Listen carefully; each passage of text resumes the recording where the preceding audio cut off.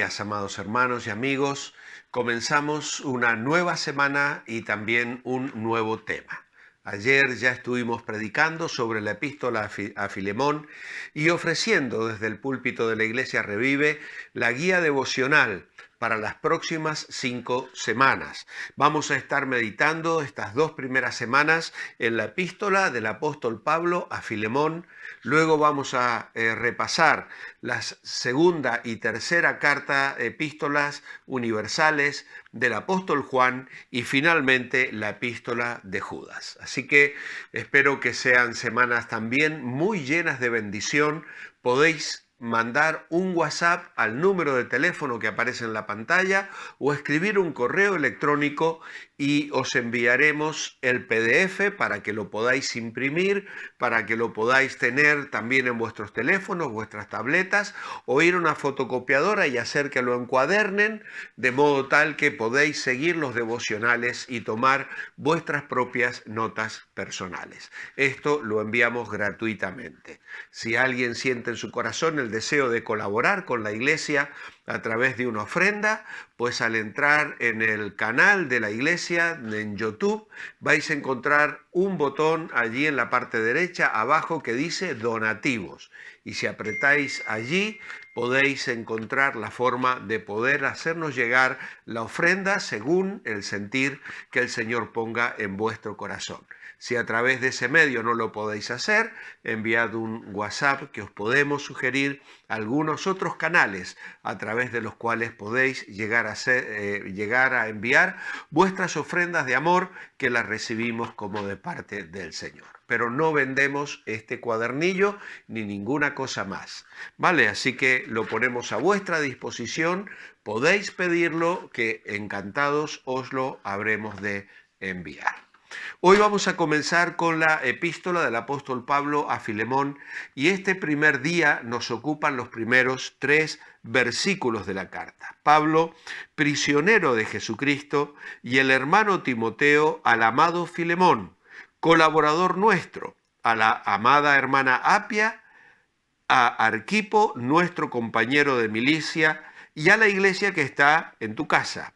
Gracia y paz a vosotros de Dios nuestro Padre y del Señor Jesucristo. El saludo, como vemos, de Pablo es para Filemón.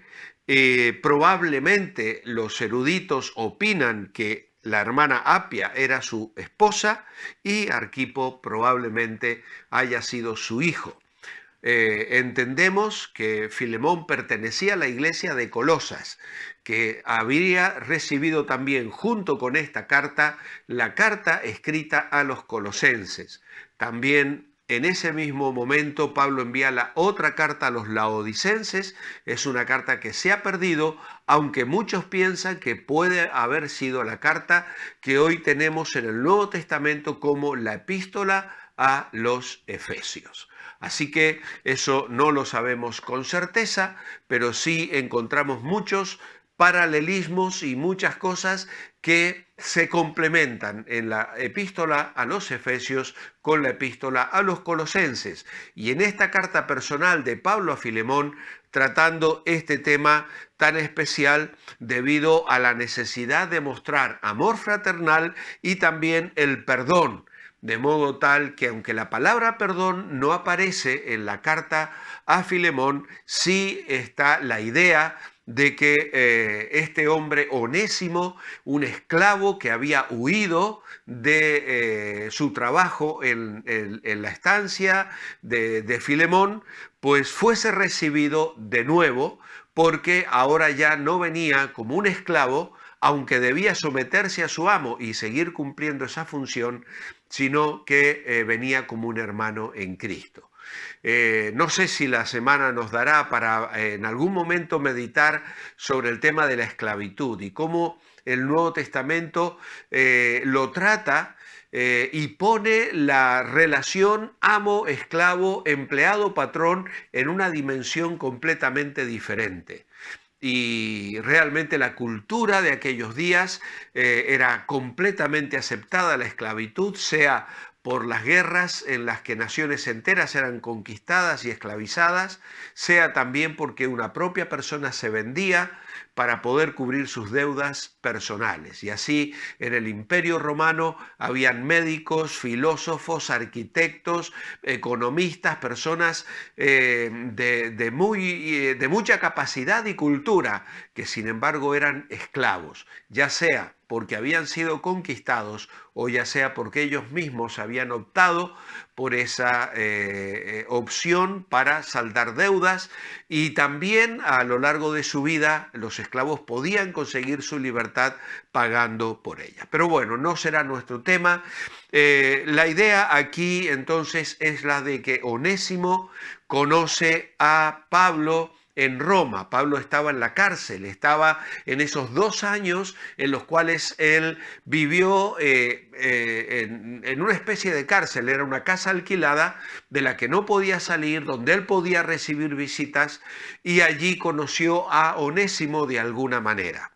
Lo maravilloso de esto es que Filemón, el amo de Onésimo, el que había sido perjudicado por la huida y el robo, aparentemente el robo también de ya en sí mismo al huir le estaba robando, pero probablemente haya sustraído cosas de Filemón para financiar su viaje y para empezar una nueva vida en Roma. Dios interviene para que Pablo conozca a Filemón y le lleve a los pies del Señor, y esto nos deja el primer apartado de nuestro devocional, que es el siguiente: Dios controla todas las circunstancias de nuestras vidas cuando vivimos en su voluntad. ¿Es que el encuentro de Pablo y Onésimo fue mera casualidad? Dios hace las cosas de una manera realmente sorprendente. Así que Onésimo llega al Señor a través de la predicación de Pablo, y resulta que Pablo había llevado también a los pies de Cristo a Filemón. Y entonces rápidamente Onésimo descubre que Pablo no solo conocía a Filemón, sino que le presentaba diariamente en sus oraciones delante del Padre, porque era una persona muy querida por el apóstol Pablo. Así que en este sentido, esto debió ser una fuente de alegría y de satisfacción para Pablo en medio de la difícil situación que él vivía, estando encarcelado y esperando el juicio. Así que Filemón es el que recibe esta carta escrita por el apóstol Pablo. También tenemos un segundo pensamiento, y es que las cosas que Dios permite en nuestras vidas son para nuestro bien, para bien de su obra y para la gloria de Dios. Si podemos saber lo que Pablo sentía sobre la situación personal que él vivía, lo entendemos porque él se denomina a sí mismo prisionero de Jesucristo. Él no era prisionero de los judíos que le habían acusado y por los cuales había sido apresado. No era prisionero de los romanos que estaban a punto de juzgarle y que estaban manejando el tema de su situación legal y que podían condenarlo a muerte. Pablo no era un prisionero del emperador, él era prisionero de Jesucristo. Pablo no se consideraba una víctima de las circunstancias, ni estaba preso por las falsas acusaciones de los judíos que le odiaban. Y esto es algo que trae mucho consuelo a nuestras vidas. No significa que no nos van a pasar cosas malas en la vida, pero cuando el creyente vive en la voluntad de Dios, sabe que el Señor permite todas las cosas en su vida para su bien, para bien de su obra y para gloria de Dios.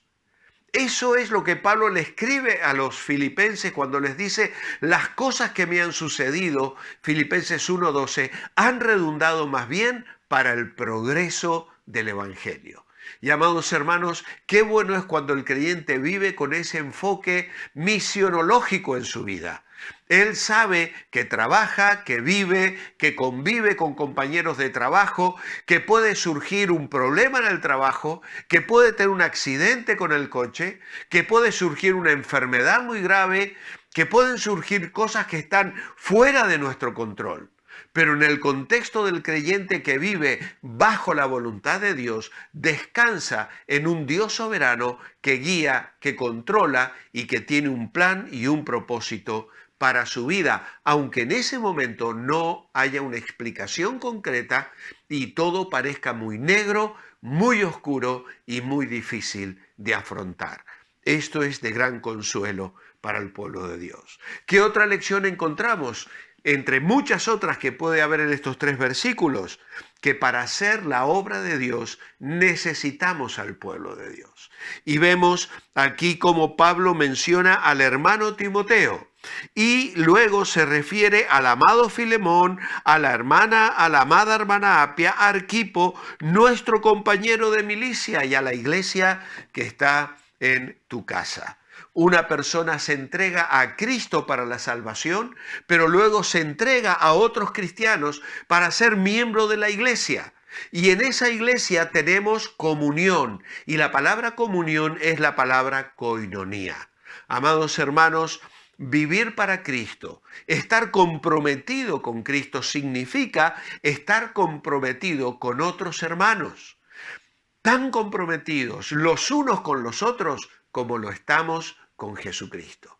Pablo no podía hacer la obra él solo, necesitaba a Timoteo.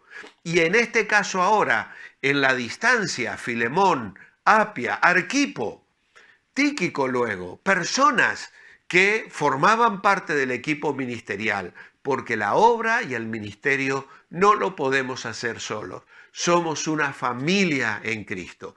Y esta es una bendición maravillosa que disfrutamos. Y hoy, a través de la distancia, muchos de vosotros me escribisteis ayer en YouTube, ya no tuve tiempo de responder los hermosos mensajes que recibí.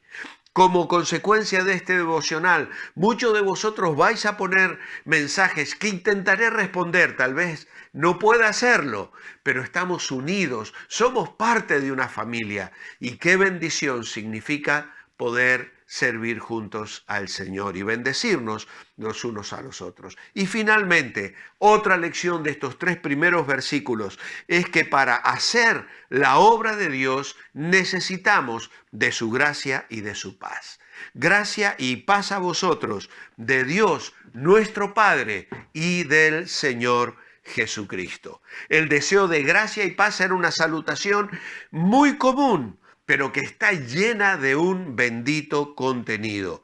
La fuente de ambas cosas está en Dios y las necesitamos en nuestras vidas para llevar adelante el ministerio, para ser de bendición a otras personas, para experimentar la abundante bendición que Dios quiere traer en la vida de un creyente que quiere vivir en su voluntad.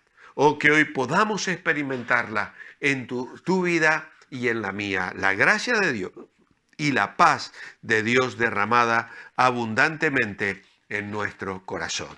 Mi oración escrita en esta mañana es: amado Padre, gracias porque una vez más nos recuerdas esta maravillosa verdad.